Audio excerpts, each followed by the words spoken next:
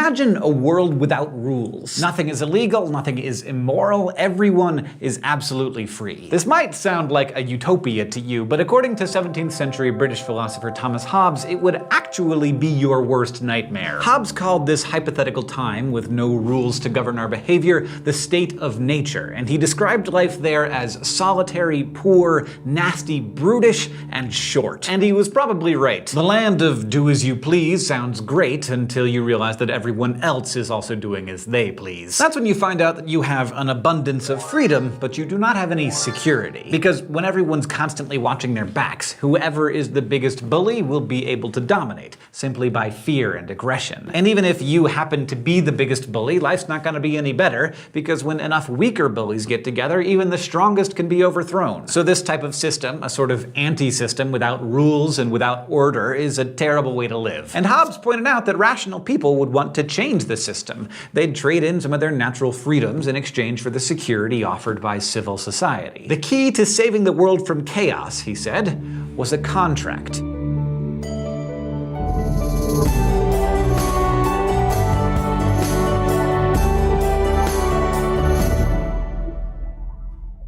Hobbes didn't think there was anything deeply real about morality. It's not written in the stars or waiting to be discovered by reason or handed to us on stone tablets by the divine. Morality, he believed, is not primitive or natural. Instead, Hobbes proposed, anytime you get a group of free, self-interested, rational individuals living together, morality will just emerge. Because free, rational, self-interested people realize that there are more benefits to be found in cooperating than in not cooperating. Like, say I have an avocado tree growing outside of my house. I consider it mine, and I can take all the avocados I want from it. You have a mango tree, and you can take all the mangoes you want. But sometimes avocado havers grow tired of avocados, and mango havers grow tired of mangoes. This might actually be a bad example, because is there any such thing as too much guacamole? But sometimes you just really want a mango smoothie, and in the state of nature, where there are no rules, the only way for me to get a mango is to steal it. And the same goes for you and my avocados. So we found ourselves living in a world where we steal from each other, which means that both of us are always on edge and we see each other as enemies. But remember, we're rational, so we find a better way. We make an agreement. We promise not to steal from each other, and we promise to trade avocados for mangoes. Now we have more security and a more interesting diet. What we have created is a contract, a shared agreement, and suddenly morality is born. This view, espoused by Hobbes and followed by many today, is known as contractarianism. Contractarians say that right acts are those that do not violate the free, rational agreements that we've made. And we make these agreements because we think they'll make our lives better. So basically, we trade in some freedom for the benefits that come out of cooperative living. Avocado for mango contracts are pretty straightforward. We both want something, and we make an explicit contract that we both believe will result in us being better off. But some contracts aren't so obvious. We're also bound up in a lot of implicit contracts, ones that we've never actually agreed to but sort of find ourselves in. For instance, natural-born citizens of the United States never agreed to follow the law of the land. Immigrants who become citizens do. They have to engage in an explicit contract as part of the citizenship process. But for the rest of us, we are expected to follow all sorts of rules that we never agreed to follow. Now, if you try to explain to the cop who pulled you over that you never agreed to the speed limit, so you're not bound to follow it,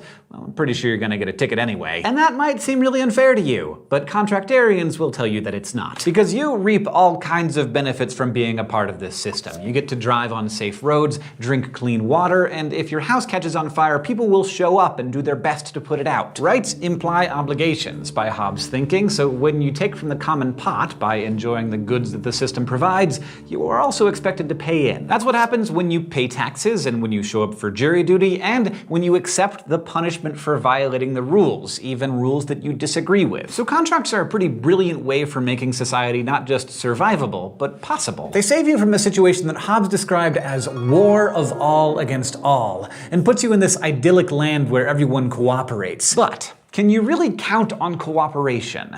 To explore that question, let's head over to the thought bubble for some flash philosophy. In the 1950s, Canadian mathematician Albert W. Tucker formalized an idea that had originally been posed by American game theorists Merrill Flood and Melvin Drescher. Since then, many versions of this dilemma have been presented, but Tucker's scenario goes like this. You and your partner in crime are both arrested and put in separate rooms for interrogation. The prosecution doesn't have enough evidence to convict you for your main offense. The best they can hope for is to give give you each a year in prison on a lesser charge. So the prosecution offers you each a deal. If you rat out your partner, they'll let you go free. But now you and your partner face a dilemma. If you both remain silent, you know you won't get any more than a year in prison. But if you're enticed by the thought of doing no time at all you have to do is squeal and you'll go free while your partner does 3 years. The problem is, enticed as you are by the offer, you know that your partner is thinking the same thing. And if you each give up the other, then the prosecution will have enough evidence to send you both away for 2 years. So now you think, no, it's better to stay silent. That way you'll only get the 1 year, as long as you can count on your partner to reason the same way.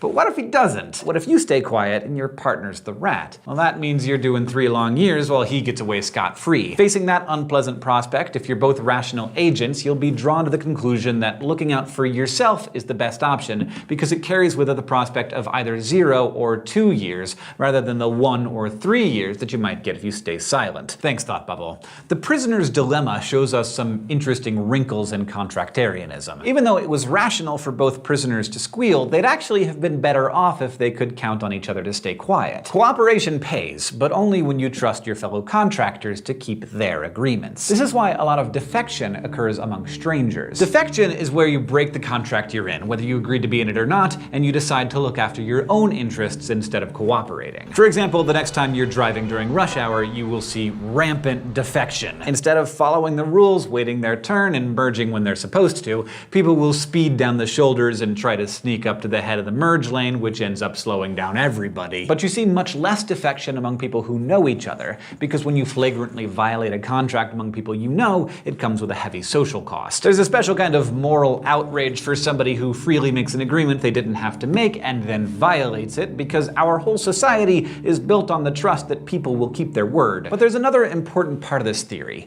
one that we haven't mentioned yet, and that is, in order for a contract to be valid, the contractors must be free. You can't force someone into a contract, and the contractors must be better off in the system that the contract makes possible than they would be outside of it. Sure, there are probably some rules that don't work in your favor all the time, but the system overall must make your life better than if you were on your own. So contractarianism necessarily rules out things like slavery. Any given person will always be better off outside a system that enslaves her, so that type of system could never be legitimate, even if it's agreed upon by the majority of the group. And maybe you've noticed something else about this moral theory, something that's distinct from, say, the divine command theory or Kantianism or even utilitarianism. With contractarianism, there is no morality until we make it up. There's nothing fundamentally real about it, but it becomes real as soon as you and I agree that it is, because once we agree to particular rules, they become real and binding. So in a way, contractarianism is the most permissive of the moral theories we've looked at. Morality is determined by groups of contractors, so whatever they agree to goes. Which means, of course, morality can change. If, as a group, we change our minds, we can simply modify the contract, which is exactly what happens explicitly when we change laws and implicitly with shifting social mores. But contractarianism is still pretty rigid in some ways. If you take on an obligation, you have a duty to keep it. This theory starts with the assumption that we get to choose what responsibilities we incur, so we're all held to a high standard for keeping the agreements we choose to make. Next time, we're going to conclude our unit on moral theory with a look